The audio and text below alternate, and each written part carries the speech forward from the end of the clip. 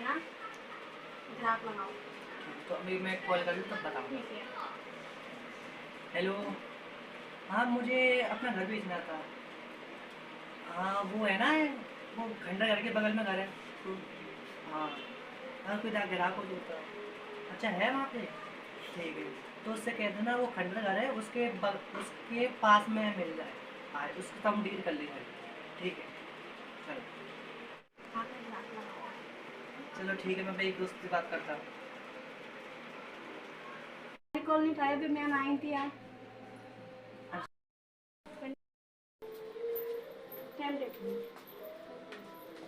कहाँ है घर के मालिक? अरे कौन गई है भैया मेरे पे? अभी कितनी देर में आएंगे फिर? टाइम कितना हो रहा है? 5 मिनट में आया। मुझे कितनी देर से वेट करा रहे हैं, मैं बाहर से खड़ी थी और मेरे को पता नहीं कहाँ है घर वगैरह उनका। यही है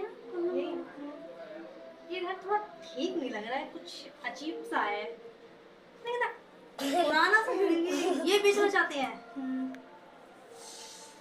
बेकार है ना।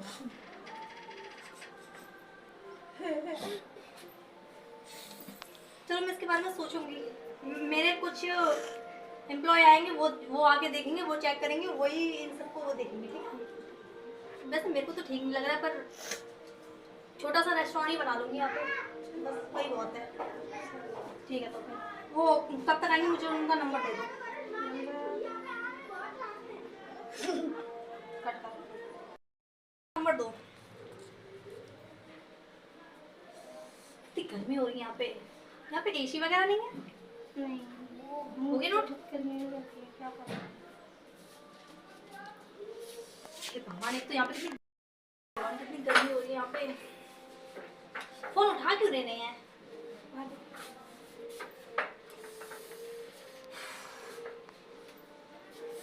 कितनी गर्मी हो रही है यहाँ पे, पंखा वगैरह नहीं है और ना यहाँ पे कुछ बैठने की जगह है। पता कैसे आप लोग एडजस्ट कर रहे हो यहाँ पे, मैं तो नहीं कर पाऊंगी कभी भी। चलो अभी तो ठीक है, पर बाद में देखूंगी अगर वो आज उठा सके तो फिर मैं अभी चलती हूँ, मेरे एम्प्लॉय आएंगे वो करेंगे। Okay bye. मैम आई थी यार। पुराने खंडर में, चलो मैम आएंगे नहीं। ठीक है, हाँ उन्होंने बताया था तो पुराने खंडर के सामने। चलो ठीक है। ये देखो पूरा घर, देखो पूरा देखो, ये घर है, ये हमारी जगह से दरवाजा है, वो वहाँ पे ये हमारा गेट है, और वो पूरी घर की शूटिंग। ठीक है, अच्छा लगा क्या आपको? कुछ ज्यादा ठीक नहीं लग रहा है। नमस्कार दोस्तों, मैं हूं शिवराज और आप सुन रहे हैं हॉरर पॉडकास्ट शिवराज के साथ। दोस्तों, आज की ये कहानी हमें हमारे ही एक सब्सक्राइबर ने भेजी है, पर उन्होंने अपना नाम और जगह का नाम इन सबको गुप्त रखने के लिए कहा है। मैंने उनकी बताई हुई घटना को एक कहानी में रूपांतरित किया है। तो चलिए अब बिना वक्त ज़ाया किए कहानी शुरू करते हैं। मेरा नाम गुलशन है और आज की ये कहानी मेरी ज़िंदगी में घटी एक बहुत ही खौफनाक घटना पर आधारित है। वो दिन मेरी ज़िंदगी का सबसे भयानक दिन था। उस दिन मेरे साथ सब कुछ गलत हो रहा था। अगर आप मुझे डर के बारे में पूछे तो उस दिन मुझे पता चला था कि डर आखिर क्या होता है। वो मेरा पूरा दिन खराब गया था। वो जून का महीना था, तारीख मुझे ठीक से याद नहीं, पर उस दिन मेरा काम में बिल्कुल भी मन नहीं लग रहा था।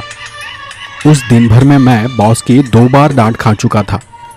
उस दिन का वातावरण भी बहुत ही अजीब था। शाम के 4 बज रहे थे, लेकिन आसमान पर बादल इस कदर छाए हुए थे मानो अंधेरा हो गया हो। ऑफिस में बैठा हर कोई घर जल्दी जाने के बारे में सोच रहा था।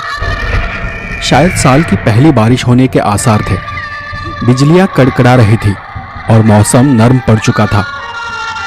ऑफिस में बैठे हर किसी की नज़र बार बार खिड़की के बाहर जा रही थी। 5:30 बजने को थे और वक्त के साथ साथ वातावरण और भी गहराता गया। एक एक कर मेरे सारे कलीग बॉस की परमिशन लेकर अपने अपने घर चले गए। उस वक्त मेरे साथ यही कोई 3-4 लोग बाकी थे। जो भी वहां रुके थे वो सभी ऑफिस के करीब रहने वाले थे। उन सब में मैं अकेला था जो ऑफिस से दूर रहता था।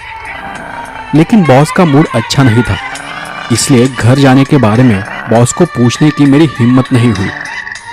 मैं घड़ी की तरफ देख रहा था कि तभी बॉस फोन पर बात करते हुए अपने केबिन से बाहर आ गया और बाहर आकर वो सीधा मेरे पास आकर खड़े हो गए। हाँ हाँ भेजता हूँ, अभी के अभी भेजता हूँ। उन्होंने फोन साइड में करते हुए मेरे पास आकर मुझे कहा, गुलशन मेरा एक ज़रूरी काम है, करोगे? मैंने काम पूछे बिना ही उन्हें हाँ कर दी। ना करने का सवाल ही नहीं था, क्योंकि वो पहले से ही मुझ पर गुस्सा थे। उन्होंने फिर फोन पर हाँ ना करते हुए मुझे कहा, तुम्हें अस्पताल जाकर जल्द से जल्द मेरे एक दोस्त को कुछ पैसे पहुंचाने हैं। तुम अपनी बाइक लेकर जाओगे तो जल्दी पहुंच जाओगे, मुझे कार से जाने में वक्त लगेगा। ऊपर से तुम तो जानते हो ये शहर का ट्रैफिक पीक पर होगा और इस वक्त तो और भी ज़्यादा होगा। मैंने फिर से उन्हें हाँ हाँ करते हुए अपनी गर्दन हिलाकर हाँ में जवाब दिया। कुल मिलाकर मैं उस वक्त उनका कोई भी काम करने के लिए तैयार था। कुछ देर बाद उन्होंने एक पैसों का बंडल एक थैली में भरकर मेरे पास दे दी और उसी के साथ जिन्हें वो पैसे पहुंचाने थे उनका नाम, नंबर और वार्ड नंबर मुझे दे दिया। वो सब लेकर मैं ऑफिस से बाहर निकल गया और सीधा पार्किंग की तरफ भागा। आसमान बादलों से पूरी तरह से घिरा हुआ था। हल्की हल्की बूंदें टपक रही थी। उस वक्त आसमान किसी हद से ज्यादा फूले हुए गुब्बारे जैसा लग रहा था, कभी भी फूट सकता था। मैंने अपना बैग पीठ पर चढ़ाकर बाइक को किक मारना शुरू किया, पर बाइक स्टार्ट ही नहीं हो रही थी।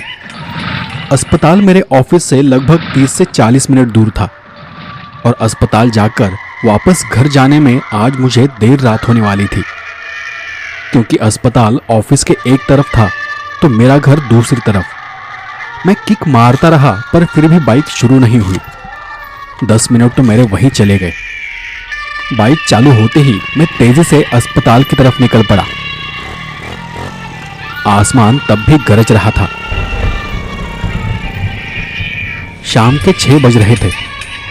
मैं ठीक पौने घंटे बाद ट्रैफिक को पार करते हुए अस्पताल तक पहुंच गया, पर अस्पताल का गेट मुझे कहीं दिखाई नहीं दे रहा था। अचानक से आसमान फूट पड़ा और मूसलाधार बारिश शुरू हो गई। मैं अपने आप को भीगने से बचाने के लिए बाइक को रास्ते के किनारे खड़ा कर वहीं एक दीवार से सटकर खड़ा हो गया। अब तो मैं बारिश में फंस गया था। उसी वक्त वहां से एक आदमी गुजरता हुआ दिखाई दिया। मैं बारिश में भीगते हुए उनके पास चला गया। भाई साहब, ये अस्पताल का गेट किस तरफ है? उन्होंने हाथ से अपने पीछे देखकर पीछे इशारा करते हुए मुझसे कहा, यहाँ से आगे चले जाओ, वहाँ से राइट ले लेना, फिर कुछ आगे जाकर फिर एक राइट ले लेना, वहाँ तुम्हें एक बड़ा सा गेट दिखाई देगा, वही अस्पताल का गेट है। इस वक्त तुम ठीक अस्पताल के पीछे खड़े हो। जब उन्होंने ये कहा तब मैंने अस्पताल के बिल्डिंग की तरफ देखा। वहां पर अस्पताल की एक मंजिला बिल्डिंग थी, लेकिन उस बिल्डिंग की लाइट बंद थी। पहली मंजिल पर बस किसी कमरे की लाइट जल बुझ रही थी।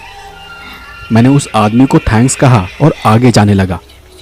तभी उस आदमी ने मुझे पीछे से आवाज दी, और हाँ, यहाँ पीछे के गेट से अंदर जाने की कोशिश मत करना, मतलब ये जगह अच्छी नहीं है। अंदर आने जाने के लिए वो गेट बंद है, खुला दिखे तो भी वहां से मत जाना।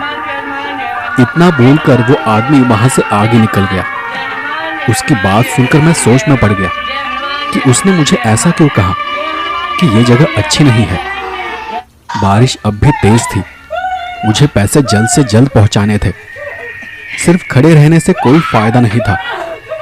और ये सोचते हुए मेरी नज़र अपने आप ही फिर से उस बिल्डिंग की तरफ चली गई। अब सब कुछ अंधेरे में डूब चुका था, कोई भी लाइट नहीं झपक रही थी। मैंने अपनी बाइक स्टार्ट की और वहां से आगे निकल पड़ा। कुछ 150 मीटर जाने के बाद मेरी बाइक